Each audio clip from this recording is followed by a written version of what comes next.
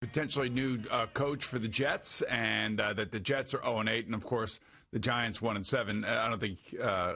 Well, we saw the Jets kind of thing happening, but maybe not the Giants as bad as they are, but certainly competitive. And then we actually did see last night coming because San Francisco is basically out of it now. Oh, God. They are just so beat up and with the COVID-19 list, with all the guys on IR.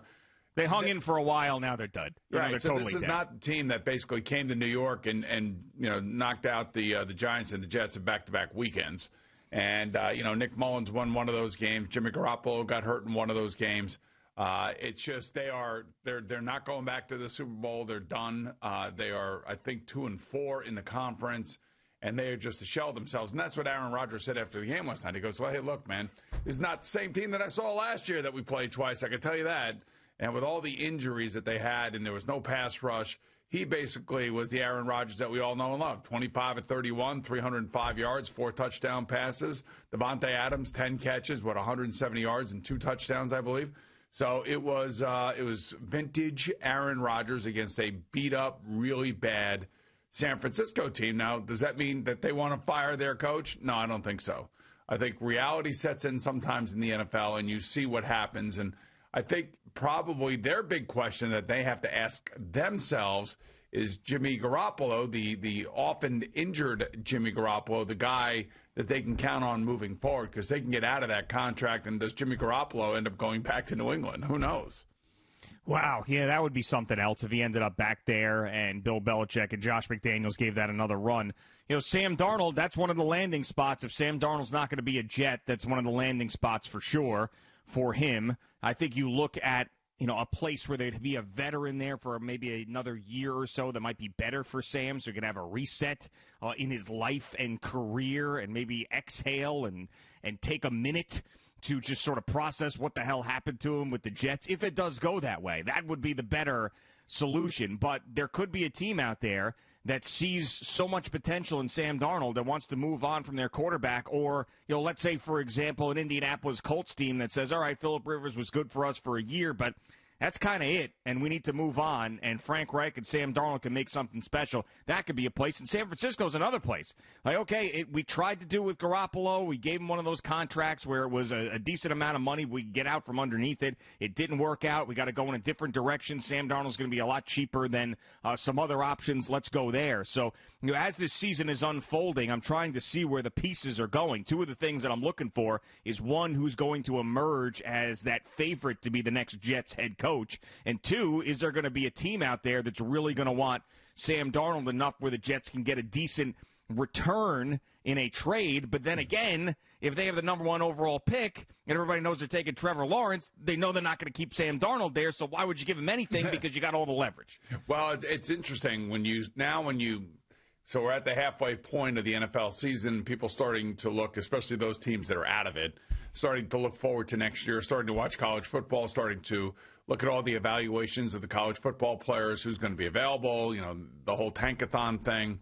And right now, if you go to tankathon, you will see that the Jets have the first pick, the Giants have the second pick, and the Jacksonville Jaguars have the third pick. And you will also see that tankathon is predicting Trevor Lawrence going number 1, Justin Fields going number 2, and Trey Lance, the quarterback out of North Dakota State, going number 3 to Jacksonville. Yeah. So you have 2 of the 3 teams, obviously, who have young quarterbacks here who have shown at times that they can play in the NFL, but at other times, one can't stay healthy and looks jittery and skittish, and the other one looks like he's a turnover machine.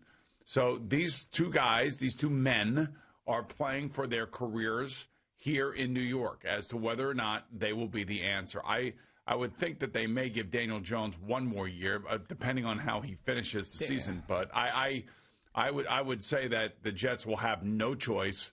And again, it comes down to the business side of things. And don't forget, if Donald Trump ends up losing this election, which it looks like he's going to, Woody Johnson is going to be back here. He will no longer be the ambassador to Great Britain. So it will not be Christopher Johnson making any decisions. Woody Johnson Christopher Johnson making any decision. It will be Woody Johnson most likely, I would think. Well, how is that going to affect? I don't know. He might. Things? Who knows? He may come back and say, "Wipe this whole thing out." Who knows what he's thinking? Yeah, but I don't know. I know he wasn't supposed to be involved, but you can't tell me that they didn't, like, float a couple things to him, maybe in a text message here or there. Hey, you cool with this? What do you think, bro? Something like that. So I'm sure that there wasn't something that went on that he was totally against. I think everybody knows what the deal is with the Jets. I mean, there's two guys that, unfortunately, at this stage of the game are not going to be here, and there's one guy who is, when you're talking about the holy trinity of a football team, which is the quarterback, the quarterback, the head coach, and the general manager, leaving the owner out of it for a second. Well, I mean, the owner had a very big decision that Christopher made, 2 years ago. And No.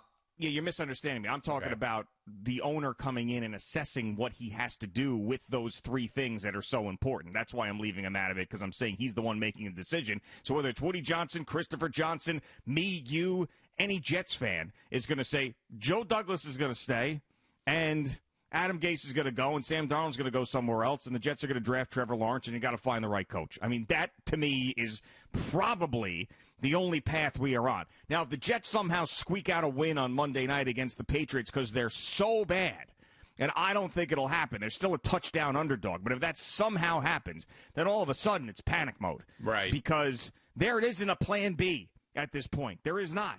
Because keeping Adam Gase and Sam Darnold seems like there's no way that's going to happen. Bringing in another head coach and another offense for Sam Darnold doesn't seem like that's the right way to go either. And I don't even know if the Jets are going to be as keen on the other quarterbacks in this draft as they would be Trevor Lawrence. Now, we're going to see all these mock drafts and everything else. One thing's not going to change. Trevor Lawrence going number one. Those other quarterbacks might not be 2, 3 for other mock drafts. Those other quarterbacks might drop. We'll see, whatever. One thing is not going to change unless he decides to go back to school, and that's going to be number one overall pick being Trevor Lawrence. He's not going back to school. Do you see their backup quarterback that will be playing this week? Uwe Angalele. Right, so he'll be playing against Notre Dame again this weekend, and, he's 6'5", 250 pounds. And, the last thing that Dabo Swinney wants is to have a guy enter the transfer portal because his star quarterback wants to come back for another year. It's just a natural progression that I believe that Trevor Lawrence is coming out. He's definitely coming out, and he has no choice. I mean, and that would be the thing that Dabo Swinney would say to him, look, man, this is your chance. You've come here. You've done everything here at Clemson that you could do. You have been a great recruiting tool for us. You've been a great player. You'll go down as one of our greatest, if not the greatest quarterback we've ever had, right there alongside Deshaun Watson. And, look, there's not much more you can do here. You need to go to the NFL. You need to start your life, and you need to start to get that money contract ticking is what you need. And that's why he'll be coming out. And Dabo Swinney is not coming out to coach in the NFL. Again, I can't reiterate enough. You have to remember, these coaches at these great schools like LSU, great football schools, LSU, Alabama, of course, Clemson, they get to pick the players that they want. They get to go recruit the players they want. Now, recruiting may suck at the end of the day, though, but you are picking your players. You don't have a GM over your shoulder picking your players, and you don't have 32 other teams all with the same amount of money going after free agents. So Dabo Swinney probably makes north of $10 million a year coaching Clemson, living in South Carolina, and dominating 10 out of 13 games every year. And most likely is going to make the college football playoff every single year while he's there. And he gets the players that he wants, and he is revered at Clemson and in South Carolina.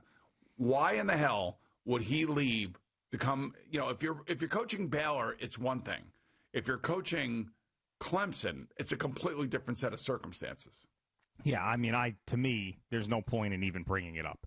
It's just that to me is level A, bottom of the barrel logic for football fans, where they say, okay, the Jets are so bad that maybe this guy doesn't want to come to the Jets. But what's the thing that would guarantee that he comes to the Jets? That his coach also comes with him because we're getting rid of our coach. That's got to happen. It has to happen. That's the thing that guarantees it. No, it's stupid. It's not going to happen. He's not leaving Clemson. Dabo Swinney as the head coach of the Jets is probably one of the biggest mismatches I have ever heard in my life when it comes to sports. Well, he ain't leaving there. It would be like Steve Spurrier going to coach the Washington football team. It just doesn't work. I mean, as good as a coach as he was, and as he's a great salesman, great for Florida, great for South Carolina, great for recruiting. Ran fun offenses, always gave great press conferences. That's what college football is all about. That's not happening in the NFL.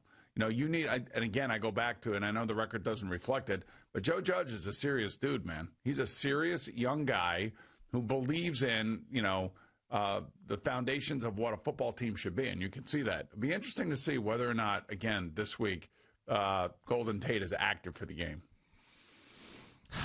Yeah, that's sort of up to Golden Tate, in my opinion.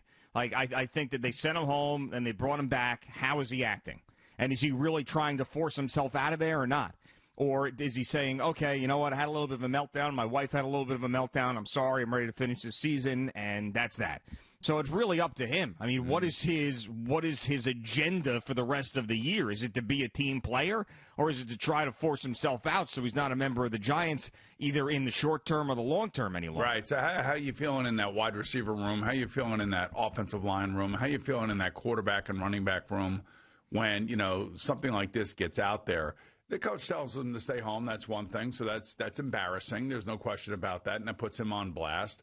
But also, as the week goes on and as, you're around a person and you're around the team and you're watching them and how they're going about their business, if there's any slack anywhere in Golden Tate on the practice field or anything else, and look, they only have one win. So what difference does it make? Sit the guy down. Who cares? Yeah. Make him make. Yeah. See, if you want to set the foundation, you want to set the culture, he doesn't have to do it, but I'm saying if he did do it, it wouldn't surprise me. And the reason I say that is because he's trying to change the idea of, it's not about one guy. When we pay you your contract, that's the one guy. You get the money, and we are paying you for what we think you're going to bring us. But once you get into that locker room, once you put that uniform on, he's trying to create a giant way of doing things. And the giant way of doing things is the right way. It's team first. It's not me first. It's all for one and one for all. And Golden Tate basically violated that. At least his wife did. And at the end of the day, they do have a very strict no Twitter policy, no Instagram policy, much like I'm sure the Patriots have up in New England. That's why you never really hear anything from a Patriot player in regards to things like this, on the field performance. I'm not being used right. I need, all this crap that we just dealt with is the last thing that Joe Judge wants to deal with. Yeah, I mean, but if Golden Tate, yesterday, who was, limited at practice, and then I guess they put him on a scout team at some point. Like, if they did all those things and he reacts one way to it, which is, okay, I'm going to keep my mouth shut, I'm going to keep working, I'm going to work my way back, and this was unfortunate, and I'm going to shut up now, then he'll be on the team, and he'll be active on Sunday, and he'll play. But if not, then maybe they'll just flat out cut him. And that'll be the end of it. Go wherever the hell you want. We'll pay the dead cap money, and we don't even care. Right? So he's got two options at this point, but it's really up to him. I just can't believe that we're even dealing with this. Well, yeah, I mean, that came out of nowhere. By the way, that came out of nowhere. Yeah, I know it did. And the Giants were very quiet the entire year, and this thing sort of happened. You had the Saquon Daniel Jones picture with DJ Lughead, and then you had this.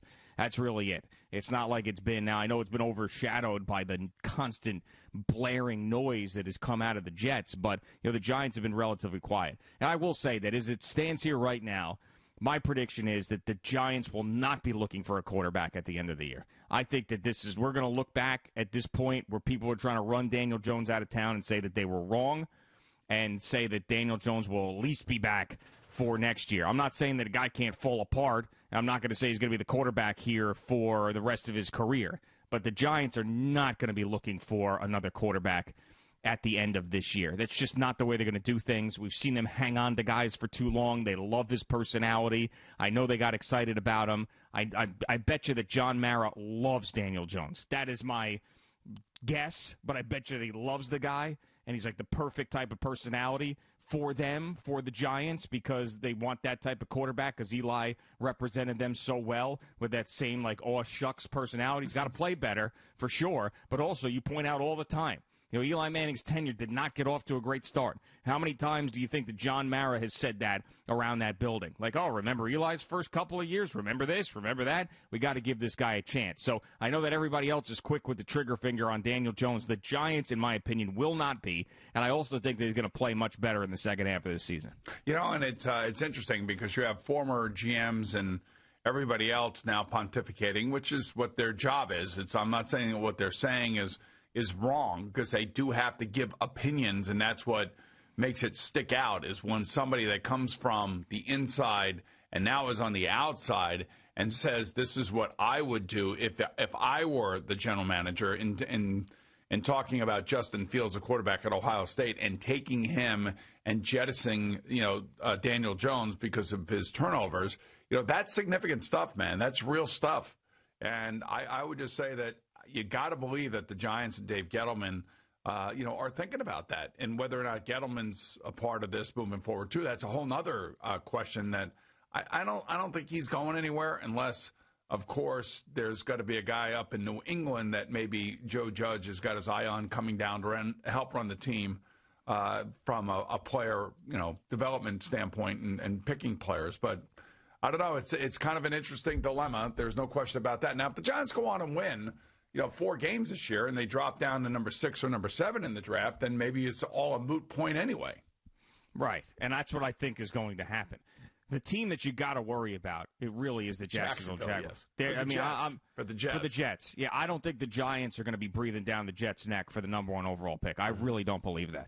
And I know it's based on everything we've seen. I mean, we've seen every snap of the Giants this year. I just don't think they're going to lose the rest of their games. I don't think they're going to go 1-7 the rest of the way in the second half. It just seems impossible to me with the way that they have played. Now, a bunch of injuries could happen, whatever, but, I mean, if they're going to stick together and play the type of football that they've been playing the entire year, they're not going to end up with 1 or 2 wins. They'll find a way. I mean, I think they'll win this week, even though that they're underdogs, and I know they're coming off a Monday night game, and generally that Monday night loser is not a team you want to pick, but I think that they're better than Washington. So, yeah, the Jacksonville Jaguars, when Minshew comes back, what this Luton is, that team. Man, I'll tell you what. And you take a look at their last 4 games of the season. They're getting murdered. Tennessee, Baltimore, Chicago, and Indianapolis. Every one of those games are going to get just flattened. Right. So they're in their bye week this week. And then they come out, a game that maybe they could win, Houston. Then they're at Green Bay. Oh, listen to this. My God. They're at Green Bay. They're at home versus Pittsburgh.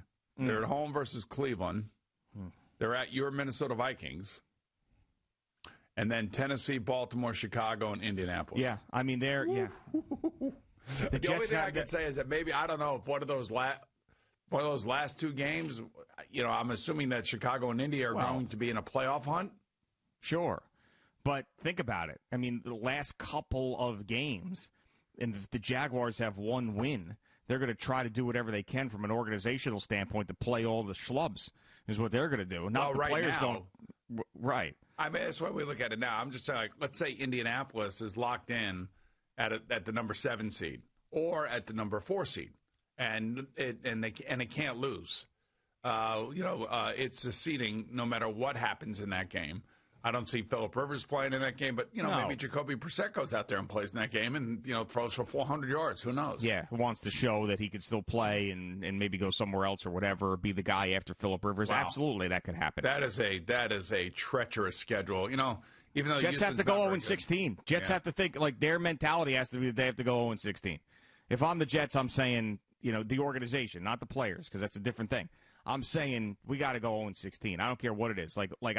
Let's blindfold Joe Flacco and then put him out there to play quarterback. Whatever we have to do, this is important. This is important that we tank because the Jaguars are right there. And that was the team, by the way, that prior to the season was the tank for Trevor team more than any other team. So they want it. They're doing a good job of it. Yeah, pretty good. I mean, the beginning of the season got a little dicey. They were in too many games and they won one. But at this point, I mean, if they win another one, it'll be a shock. And remember, the Miami Dolphins have Houston's pick, which is right now they're a 1-6 team as well. Yeah, and that is they have the 4th overall pick, depending based on strength of schedule. So that, it's just it is. Oh man. This is an important one, man. I mean, I can't believe we're sitting here saying this, but this one for the Jets' quest to go 0-16 is a really important one on Monday night. Because out of the rest of the teams that they play, the team that is in the biggest disarray is the New England Patriots. And it's not even close. I mean, you could say maybe the Browns at the end of the year, depending on how the rest of the season goes for them, because they're just so volatile. But this is the game. You get through this one, and I know the Chargers blow a million leads, but the Chargers are going to just lay it on the Jets. But the Patriots, man, I don't know. I don't know with the way that they've been playing. When you start using words like disarray, debacle, things of that nature, it's not the Patriots. Good. Yeah, and I know. Like, look, they still got Bill Belichick standing on the sideline, so whatever sort of disarray you think they're in, it's not as bad as the disarray that other teams may be in, like the Jets, like the debacle that's going on over at the Jets. That's a debacle. That's like, it looks like there's no end in sight, and they have traded 4 starters from defense away. They're trying to acquire as many picks as they possibly can. You could see what's happening there. And they have a quarterback that's going to try to play on Monday night, and he's banged up again. Yep, absolutely. But I'm still worried about how bad they played in a couple weeks in a row. It's scary. I mean, that Broncos game, and then when Cam came back, both of those games, oof. Or did Cam came back in the Broncos game, actually, I think. Yeah, I mean, they were just bad. It was flat out bad. So, I mean, they scare me a little bit if you're thinking about 0-16. Well, I still think it'll happen. It should be a low-scoring game because neither team can score very much right now. It's going to be you talk about the worst possible Monday Night Football matchup of all time. This is right up there. I mean, with how bad they played. Now you got Cam, and Cam's interesting at least. I mean, it would be worse if it was Jets-Jaguars, but this is up there. Thank you for watching. Please like, comment, and subscribe. And don't forget to hit the red bell so you're notified when we have new content.